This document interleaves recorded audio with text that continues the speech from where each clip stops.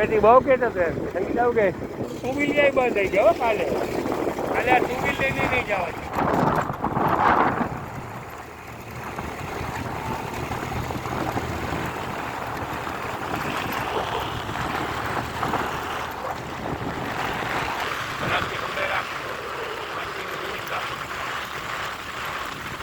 જવાનો રસ્તો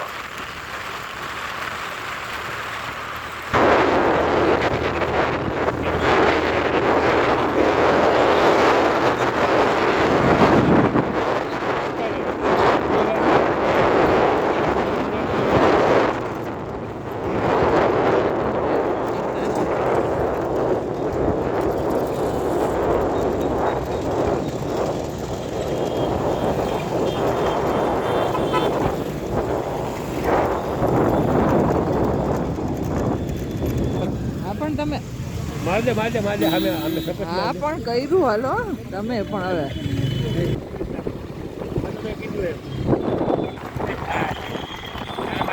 યુટ્યુબર તમે બોલ ન કરો ને મારે આમાં શૂટિંગમાં આવી છે બધું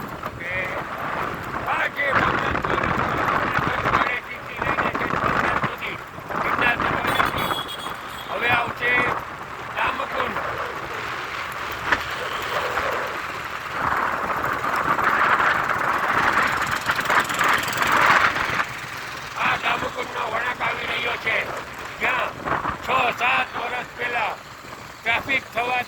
અતિશય ટ્રાફિક થવાથી 8 થી 10 માણસોના મૃત્યુ થઈ ગયા હતા અને આ પુલ ઉપરથી નીચે પડી ગયા હતા.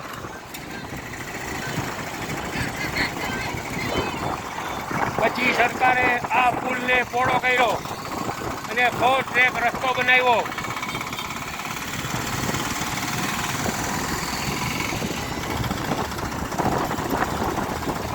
હવે આપણે જઈ રહ્યા છીએ રામકુંડ.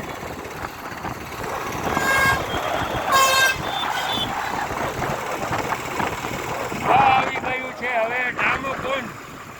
આ છે રામકુંડ નારાયણનું મંદિર. આગળ છો ને હવે કમલ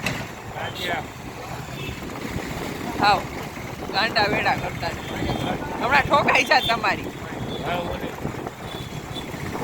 બધું વિડીયો આવી ચાલુ છે તમે શૂટિંગ બોલ્યો.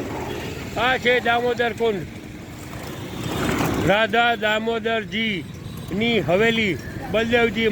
બસ એવા અહીંયા સિંગલ પટ્ટીનો રસ્તો હતો જેના હિસાબે ટ્રાફિક જામ થતો હતો.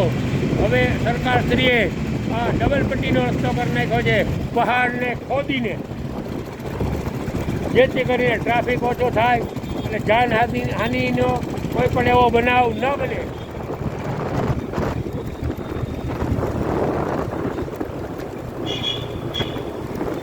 હવે અહીંથી અન્ન ક્ષેત્ર અને ઉતારાઓ ચાલુ થાય છે.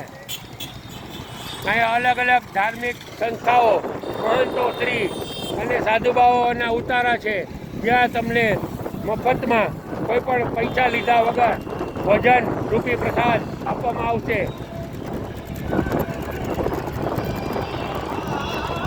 અને અલગ અલગ મંડળીઓ દ્વારા અલગ અલગ સાધુ સંતોના ઉતારાઓમાં ભજન સાંભળવાની મહેફિલનો આનંદ માણી શકતો.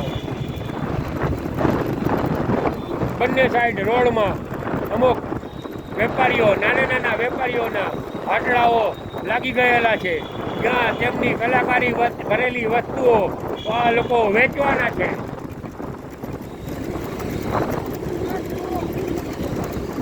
આ શિવરાત્રીનો પ્રથમ દિવસ છે. અત્યારે કોઈ પણ જાતનો ટ્રાફિક નથી. ખાસ કરીને ખાલી જુનાગઢ વાળા જ અહીંયા અત્યારે આવેલા છે. બહારગામનું પબ્લિક કાલથી ચાલુ થશે. 2 કે 3 દિવસ પછી આ રસ્તાઓ ઉપર તમને હાલવાની પણ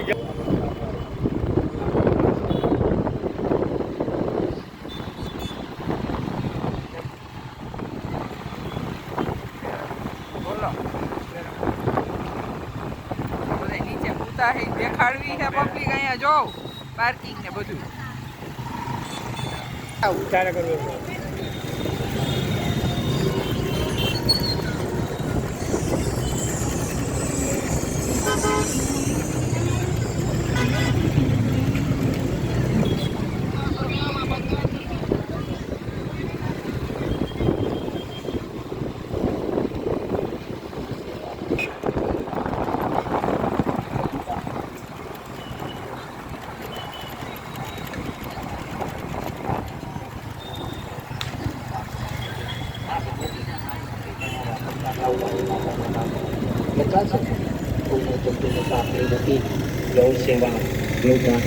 આવી ગયો અહીંથી પરિક્રમા જવાનો રસ્તો.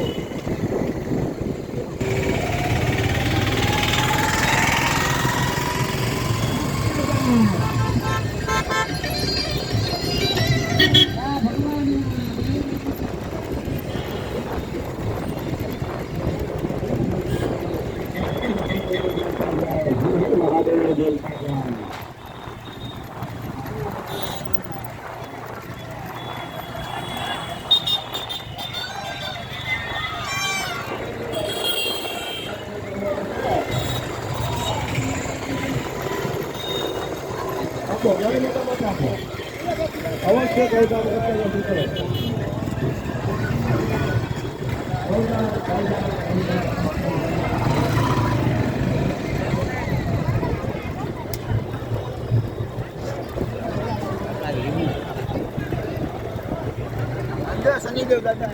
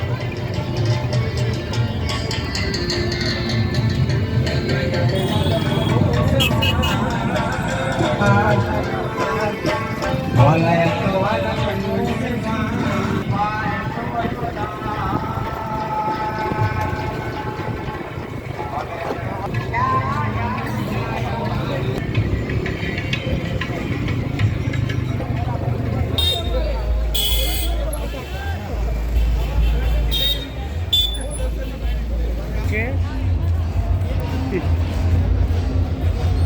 એટલે ખોટું બાજુ ઘા લાગી જાય, ધક્કા બધી બાજુ મારવા. એમ નહીં તો લાગી જાય છે તો તમને એટલી ભાન પડી જોઈએ કે ખોટું ન લાગે ને જાવ એવું ને બોલો. યાર.